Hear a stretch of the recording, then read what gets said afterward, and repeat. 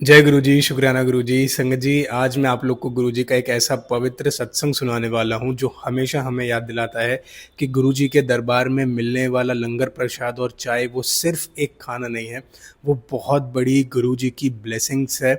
गुरु जी खुद उस प्रसाद को, उस ब्लेसिंग्स को हम तक दे करके गए हैं। वो बहुत बड़ा एक ऐसा आशीर्वाद है जो गुरु जी ने अपनी संगत को दिया है।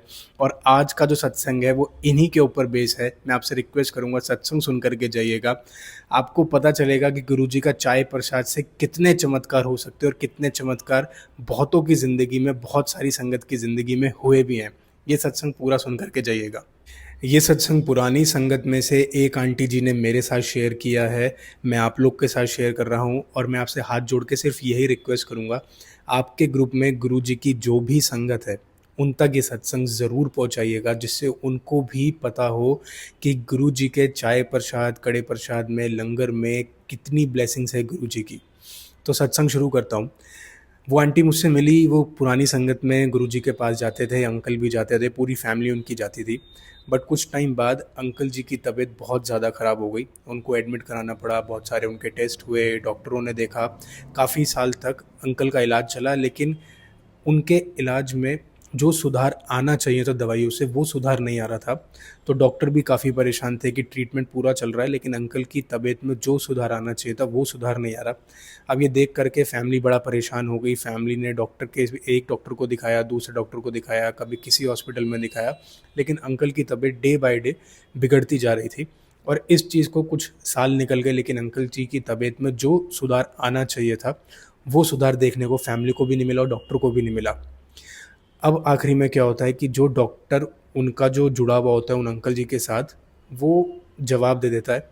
वो बोल देता है उस फैमिली को कि दवाइयाँ जो हैं उस तरीके से असर नहीं कर रही हैं अंकल के ऊपर जिस तरीके से करना चाहिए, और डे बाय डे जो इनकी कंडीशन है वो और ख़राब होती जा रही है। अब ये सुन कर के फैमिली बहुत ज़्यादा परेशान हो जाती है। सारे फैमिली मेंबर्स को एक तरीके से रोना आ जाता है, क्योंकि उनके फादर के ऊपर बात आती है, और ऐसा सुनना वो सबसे ज़्यादा मुश्किल होता है किसी भी फैमिली के लिए। अब क्या होता है, वो उनको घर लेकर के आ जाते हैं, जो उनकी रेगुलर की दवाइयाँ चल रही होती हैं, अंकल वो रेगुलर दवाई खाते हैं। लेकिन फैमिली को भी अंदर से ये चीज़ पता होती है कि डे बाय डे इनकी जो तबीयत है, वो ख़राब होती जा रही है, ठीक होने की बजाय। अब अंकल जी के मन में खुद से ये आता है, गुरुजी के ऑलरेडी फॉलोवर्स होते हैं, लेकिन साल डेढ़ साल से वो जा नहीं पाते, क्योंकि उनको बहुत ज़्यादा डॉक्टर के चक्कर लग रहे होते हैं, तो इस चक्कर में बड़े मंदिर नहीं जा पाते। तो अंकल के मन में खुद से ही आ रहा होता है, तो अंकल अपनी फैमिली को बोलते हैं कि एक दिन ऐसा करते हैं, हम लोग सारे बड़े मंदिर चलते हैं और ऐसे टाइम पे जाएंगे जहाँ पर मैं लंगर प्रसाद भी खा पाऊँ, चाय भी पी पाऊँ। तो फैमिली को लगता है कि ठीक है, बहुत टाइम से हम भी नहीं जा पाए हैं गुरुजी को शुक्राना करने के लिए, उनसे मिलने के लिए, अपनी परेशानी बताने के लिए। तो ये एक टाइम ऐसा है कि जिस टाइम पे हम सारे मिल कर के गुरुजी के बड़े मंदिर चलते हैं और प्रार्थना करके आते हैं, शायद वहाँ से कुछ ऐसी ब्लेसिंग्स मिल जाए जिससे अंकल जी की तबीयत में सुधार आना शुरू हो जाए। अब ये सोच करके वो लोग प्रोग्राम बनाते हैं गुरुजी के बड़े मंदिर जाने का, और ठीक वैसा ही करते हैं। शायद संडे के दिन वो गुरुजी के बड़े मंदिर गए थे शाम के टाइम में। तो वो गुरुजी के बड़े मंदिर जाते हैं, बड़े आराम से बैठते हैं वहाँ पे दरबार में, अपनी अर्जी लगा करके आते हैं, लंगर प्रसाद खा करके आते हैं, चाय पी करके आते हैं। अब सबसे ख़ास बात क्या होती है, जब अंकल जी को चाय मिलती है, वो चाय पीते हैं, तो उनको चाय पी करके ऐसा लगता है कि रिलीफ़ मिला हो। कई बार ऐसा होता है संगत जी, जब आप घर आकर के पानी पीते हैं, तो पानी पी करके आपको ऐसा लगता है कि ठंडक पड़ गई हो, रिलीफ़ मिल गया हो। तो इस तरीके की चीज़ अंकल के साथ होती है। अंकल जब गुरुजी के वहाँ पर जो चाय मिलती है, वो चाय जब पीते हैं, तो उनको ऐसा लगता है कि कुछ उनको रिलीफ़ मिला है, और उसके बाद में उनको हल्की-सी ऐसा लगता है कि गुलाब की खुशबू आई, और आते के साथ ही वो एकदम उनको लगता है कि चली गई। अब ये चीज़ जब वो वापस आ जाते हैं, गाड़ी में बैठते हैं, तो अंकल जी अपनी फैमिली को बताते हैं कि जब मैंने चाय पिया तो मेरे को बड़ा ऐसा लगा कि मेरे को सुकून मिला हो। तो ये चीज़ सुन कर के फैमिली को अच्छा लगता है, क्योंकि जब आप गुरुजी के बड़े मंदिर जाते हो, आपको वैसे ही बहुत ज़्यादा सुकून मिलता है, और अगर आपको लंगर प्रसाद खाने के लिए मिल जाए तो और भी बढ़िया बात हो जाती है। तो ये सुन कर के फैमिली को लगता है ठीक है, ये तो मतलब एक होने वाली चीज़ है, सुकून तो सबको मिलता है गुरुजी के बड़े मंदिर जाके, तो हो सकता है आपको भी मिला हो। बट अंकल कहते हैं कि मेरे को जो गुलाब की भी खुशबू आई, तो फैमिली कहते हैं वो तो जो कनेक्टेड लोग होते हैं गुरुजी से, उनको अक्सर गुरुजी से गुलाब की खुशबू आती है एज़ अ ब्लेसिंग्स की फॉर्म में। अब ये सब सुन कर के फैमिली आराम से अपने घर चली जाती है। अब क्या होता है, कुछ टाइम बाद अंकल अपनी वही डेली की दवाई खा रहे होते हैं, और उनको चेकअप कराने का टाइम आता है, वापस से वो सारे टेस्ट कराने का टाइम आता है जो उन्होंने कुछ टाइम पहले कराया होता है, डॉक्टर ने लिखे होते हैं। हर बार डॉक्टर लिखता है कि कुछ टाइम के बाद आपको ये टेस्ट करा करके आने हैं। तो अंकल जी ठीक वैसा ही करते हैं, फैमिली वैसा ही करती है, उनके सारे टेस्ट बुक कर देती है, सारे टेस्ट होते हैं, रिपोर्ट आती है। संगत जी बिलीव कीजिएगा, जो बहुत टाइम से उनकी तबीयत में, उनकी मेडिकल की रिपोर्ट्स में कुछ गड़बड़ी चल रही थी, वो थोड़ी बहुत ठीक होती हुई नज़र आती है।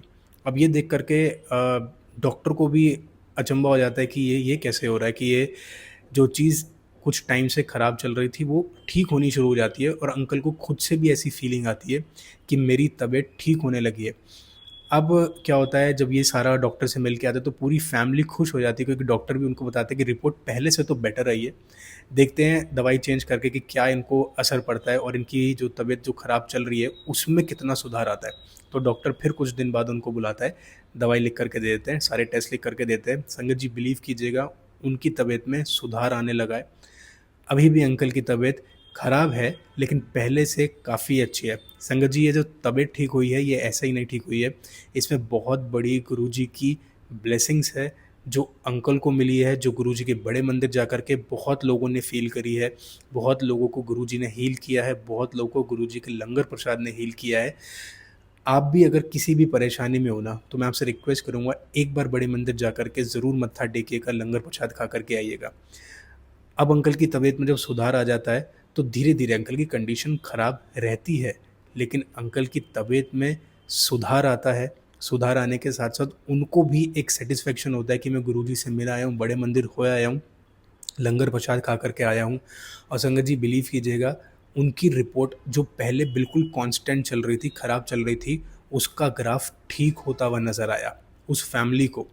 संगत जी ये चीज़ होती हैं, अगर आप गुरुजी को सच्चे मन से मानते हैं ना, तो वो कहीं न कहीं से किसी न किसी फ़ॉर्म में अपनी ब्लेसिंग्स, अपनी संगत तक ज़रूर पहुँचाते हैं।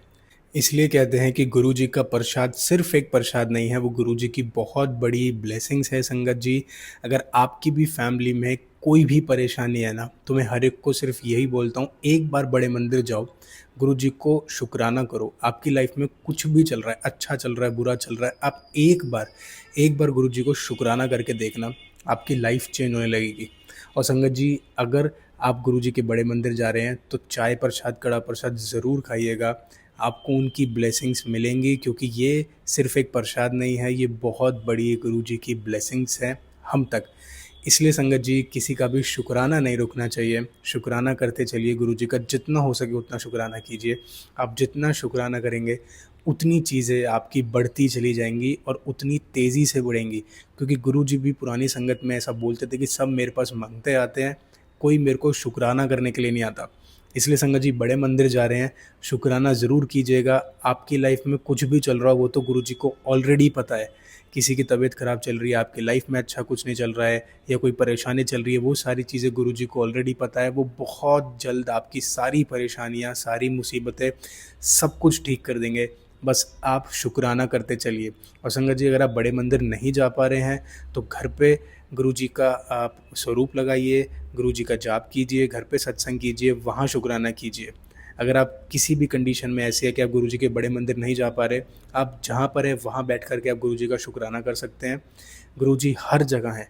अगर आप गुरुजी से मानते हैं, कनेक्टेड है, तो आप ये मान लीजिए कि आप कहीं से भी बैठ कर शुकराना करेंगे ना, गुरुजी तक वो बात पहुँच जाएगी।